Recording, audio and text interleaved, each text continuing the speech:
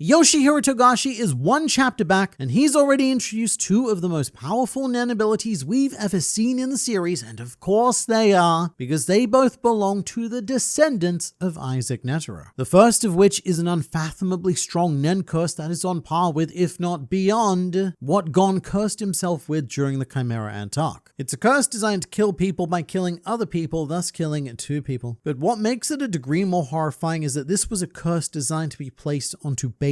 Beyond Netero has sired over 20 children for this purpose, and upon birth, he has cursed each and every one of them with this sinister ability. But this is morbidly fascinating because it shows us a nen interaction that we've not seen before. Because what Beyond did was he initiated these babies. This is the fast path to nen, achieved by receiving an attack from another nen user, which results in the victim's aura nodes being forcibly awakened, aka what Wing did to Gon and Killua. It's very dangerous and often results in long-term damage as well as shorter lifespans as a result of not being able to stop your literal life force from leaking out. However, what we've learned is that if a baby is initiated, then it will naturally develop Ten and Zetsu in order to protect themselves. Ten to stop their aura from leaking out, and I would assume Zetsu so that the baby can hide its presence and not be an easy target for any predators who can see or sense aura. Of course, the baby, it's not consciously doing this. It's a really interesting evolutionary mechanism. Subconsciously, the body knows that in order to survive, it needs to achieve those two functions. And I would wonder how Beyond knew about this effect, but my assumption is that he knows because that's what was done to him by his father. Isaac Netero's sole purpose in life was to fight strong opponents, and it has been stated that he'd hoped that Beyond would one day come for his life and give Isaac Netero that challenge. So if you're some sort of nen master trying to raise an nen prodigy to surpass you, then this feels like a very logical option. Because being an aura user straight out of the mother cave is a massive advantage. And I want to keep this in mind because we happen to have a baby with us right here, right now, and knowing this information could lead to a situation where Kurapika forcibly awakens Prince Woble's aura nodes in a desperate effort to allow her to protect herself. Or there's a chance that Woble may have already been initiated. And that was the spike of aura that Kurapika felt earlier emanating from her crib. But he hasn't noticed anything else because right now she's been in a state of Zetsu and appears to be normal baby. But look, let's get to the curse itself because this is bad. After discovering that something was a bit off, Longi and her half-sister had themselves inspected by a highly renowned nen user who stated that this was the strongest curse they had ever seen. I'm very intrigued by this because it probably wasn't a member of the Hunter Association. Otherwise, this information probably would have become available to them a long time ago. And I love that there's a whole society of nen users out there who just stay a lot more quiet than the Hunter Association, just doing their own thing. Now, in the beginning of the video, I compared this curse to the nen vow that Gon cast upon himself, but that is the difference. Gon paid for the strength of his curse with his own life. However, Beyond has managed to pay for the insane strength of this curse with something else, which could be the lives of his children if Beyond actually cared about them. Because if he doesn't care about them and he only sees them as pawns, then I don't think the curse would be anywhere near as powerful because it's just not an equivalent payment. The other option being that Beyond is simply so powerful and has so much aura that he's quite comfortable implementing this level of strength without a severe mental or physical cost to himself. The other thing to note is that Gon only performed his vow once, whereas Beyond has done this over 20 times, although not all curses are created equal. Longi and her half-sister were classified as appetizing sacrifices, implying the existence of unappetizing sacrifices as well, which would assumedly come at a cheaper cost to produce. Nice, very efficient. But the way in which this curse manifests is a horrifying eye in the mouth with a series of patterning around it. But there is a 0% chance that this is a random pattern. This is some sort of writing, and that's how I imagine that the nen user Longi spoke to was able to identify the nature of the curse itself as well as her label. This is the sort of thing that we really need Jing for, because he's an expert in seemingly every language that's ever been spoken in this world, even the ancient ones that no one speaks anymore. And given that we're now starting to pretty heavily involve Beyond, that's very much an invitation for Jing to step back into this story because that is his thread. The writing itself also reminds me of the concept of the divine script, which it very well could be. That's a thing that we've only seen canonically used once by Pirate Boxer on Greed Island. He applied it all over the ring to enhance his own nen aptitude and allow him to teleport within it. But I should point out that the divine script is not the same thing as the much more commonly seen nen inscription. Inscription, I mean, it's equally as mysterious, but the way I think about them is that they're two different programming languages. They each have their own limitations and their own syntaxes and such you need to follow, and use of one over the other probably just depends on which you're more fluent in. Now, Longi doesn't exactly know what this curse will result in at the moment. However, she understands that it will trigger upon her death and that she and all of her many half-siblings are intended intended to be sacrifices for Beyond's plan. The current theory is that upon death, the curse will flat out kill whoever the target is, and at this stage, I definitely agree with that idea, because the metaphorical representation of this ability is depicted by Togashi in this panel as a series of straw dolls nailed to some trees. Now, these are very specific dolls known as waraningyo, and they actually spawned from an older Chinese tradition of creating straw dolls to ward off evil spirits and protect the dead. However, Japan saw a very different potential, and they were adopted as a way to curse someone. The idea is that you're supposed to nail a waraningyo to trees that reside in shrines where the spirit of a zodiac animal is said to dwell. There are 12 zodiac animals, which could be important because that's quite close to the number of princes. Not counting Beyond Netero's child, there were 13 princes to be eliminated, which I bring up because I suppose the intention here is that Beyond's children are acting as the trees that the dolls are nailed to, and also as the spirits that hold the curses within a set of appetizing and another set of unappetizing representatives. But this is potentially giving the succession contest a lot more narrative context. Because ever since this arc began, it has been a meme of mate, just how many bodyguards and maids are there. Togashi keeps creating new ones, naming them, focusing on them, giving them their own side plots. And it's making a frightening amount of sense as to why he may have done this now. We have introduced piles and piles of bodyguards because around 20 of them are the grandchildren of Isaac Netero. These aren't just random characters, I mean some of them are, but every bodyguard that we have seen and will see has the potential to be a Netero. And that just recontextualizes everything we've read. But speaking of the infamous Netero family name, the close-up of the skull in this chapter reminds me of Netero versus Meruem. In chapter 297, Togashi ends in a very similar way that he structures this page, with a sliver panel containing a single skull in the middle, and then in the next chapter, this skull reappears behind Netero with the iconic line, "You know nothing of the bottomless malice within the human heart." And this wasn't just Netero's message to the Ant King, this was Togashi's message to the readers. And now yet another Netero has shown us that this bottomless malice of humanity is exactly as advertised. Dude's cursing babies, how much worse does it get? This is fairly common knowledge, but in case you don't know, the bottomless malice line is something of a pun in Japanese that can also be translated as infinite evolution, which perfectly describes Beyond's goals, seeking the infinite evolution that the Dark Continent can provide via the bottomless malice of creating his own children with the sole purpose of having them die for that cause. And look, I guess I'm just gonna say it, maybe the world would have been better off if Meruem won. Isaac Netero was said to be humanity's greatest hope, but perhaps our hopes were misplaced. But let's get into some potential interactions now, because we may have already seen this curse at work. 11th Prince Fugetsu is currently swarmed by these sinister Nen spirits, causing her to lose her mind, and previously I've thought that this was either the result of an attack by Camilla's curses, or it's a punishment for attempting to leave the bounds of the succession contest. But now we have a third option. This could be the result of one of Beyond's curses. One of our many dead bodyguards could have been Fugetsu's curse bearer. And if that is the case, then I fear for her more than I already did, because I cannot imagine Beyond programming these to bestow a kind death. And another interaction that I'm pretty curious about is Camilla, because I'm pretty sure that this bypasses Cat's name. That ability funnels the life force of those who kill Camilla back into her, thus resurrecting her, but Beyond's curse requires the death of the curse bearer. So theoretically, there would be no life force remaining for that cat to access and funnel. With that said, Camilla does have a Nen exorcist with her, the only one aboard the Black Whale one that I think we know of. There could be more. So at the very least, she's slightly better equipped to deal with this than any other prince that we know of. Meanwhile, our more simple but infinitely more powerful new Nen ability is Moonlit Decree, Translucent Words. And this is an incredibly refreshing Nen ability in the succession contest because it's designed to provide transparency and clarity. There is no room for speculation, intrigue, and lies here. And given that Nen responds to personal desire, I would say that Longi had a pretty solid need for truth and consent after being given life purely for the purpose of being used by her father. All Longi needed was that truth and that knowledge that, hey, I'm agreeing to do this. Longi even said that if Beyond had told her the truth, then she would have gone along with his plan. And so a primary condition for this ability is to disclose the truth. And thankfully, Kurapika had Dowsing Chain out, so we know that this is true, or at the very least, Longi believes the truth to be true. Longi just needs truth and clarity, hence this ability, which is a cooperative Nen ability. Longi cannot use this on her own. And I don't want to use the word limitless, but theoretically, anything could be written into into this contract, Hatsu, because it requires the extreme restriction of another party signing it with the full knowledge of what they're doing. It's very counterintuitive to Nen. The idea with Nen is that you're not supposed to know what your opponent is capable of, and the people with more knowledge tend to win more often than not. This throws that away. This Nen ability is like, we are going to lay everything on the table in excruciating detail. But it's also a Nen ability designed to create vows and restrictions, which is absurdly powerful. In theory, you could write as many restrictions into this contract as you'd like and continuously compound the outcome. Like Beyond's curse ability though, there are more conditions to this power and multiple levels of contracts that can be constructed. What we see in this chapter is an example of a basic contract, but this could go as complex as the user wants. So let's examine our basic contract. The first and most important stipulation is that an agreement here prevents any attack between the queens, guards, and princes of the 5th and 14th princes factions. And because we're getting into contracts, I do feel the need to bring up that this agreement doesn't mention anything about guardian spirit beasts, and there is a potential loophole for anarchy here. According to the restrictions of the succession contest, guardian spirit beasts can't attack competing princes or other guardian spirit beasts. However, they can attack the other two parties stipulated in this contract, being the queens and the guards. So there is a bit of room for screwing around here on both sides. If they possess the ability to, Beppa and Woble's guardian spirit beasts possess the freedom to attack the queens and guards of the opposing faction. But the second stipulation is that this contract automatically renews if the 5th prince's representative shows up at Woble's room every Sunday at 9 AM. So this is probably the one that people are focused on the least, but to me it seems like the one that Togashi is most likely to use as an important plot point, because it requires Longi to be in a certain place and a certain time every week. And at the end of this chapter it said that today is Tuesday, so in 5 days time we already need to renew this. Furthermore, it doesn't state Longi by name, just the 5th prince's representative, so there is a potential scenario where the contract could carry on without Longi, so long as Beppa sends another representative to uphold the agreement at the appropriate time. But the third point is that if either party breaks the terms of the contract, then a punishment will be issued, in this case being a week of enforced Zetsu. And Kurapika very wisely inquires about the ambiguous wording of this, and we've now clarified that breaching the terms means anything that constitutes an attack, which means that healing and other supportive Nen abilities are fine. Very relevant for Kurapika because he has access to the healing ability Holy Chain, and in order to fulfill the terms of this contract, it may become necessary to use it to keep Longi or even Beppa herself alive. However, we also have terms for if Beppa dies. If Beppa retires from the succession contest, or the remaining competitors are reduced to 2 before Beyond's child is found, then the contract will be nullified. This is important because there is a scenario where Beppa and Woble are the only 2 princes remaining, and if they can't target each other because of this contract, then they may both end up being killed by the contract of the succession war itself. Either that, or they would both be trapped in the bounds of the Black Whale 1 for the rest of their lives because neither party is capable of ending the contest. And finally, for the portion involving Beppa, if none of the princes are the child of Beyond Netero, then this contract considers the criteria met and a boon will be applied. The boon is very nice. And that boon is for Kurapika to gain the ability to use Longi's Hatsu a single time, which is huge. Kurapika becomes very excited about this potential. I mean, he doesn't look it, he never looks it, but he is creaming his Nen trousers right now, I assure you. However, there is another avenue in which we could also arrive at this outcome. Right now, Longi is asking for Kurapika to sign the contract before Beppa does. And as a bit of a deal sweetener, Longi is offering a private contract in the case that Beppa refuses, which gives Kurapika a single use of this ability immediately as a reward for taking that risk and pledging to find the child of Beyond Netero. And to me, that feels like the road that we're more likely to go down. Because 1, Beppa's kind of got her own thing going on with Zaradnik, and 2, because narratively, this gives us everything we want. Kurapika gets to use the ability, and one of the princes is a child of Beyond. Whereas if Beppa agrees to this, then the only way we get to see Kurapika use this ability is if none of the princes are Beyond's child. So just when you thought Hunter x Hunter couldn't get more complicated, I feel like I now need to hire a lawyer just to go through these chapters and examine every specific piece of language used. But for now, we're going to be switching focus, because I have been on a hunt to discover which of the princes is the child of Beyond Netero, and I'm going to share those results with you in the next video.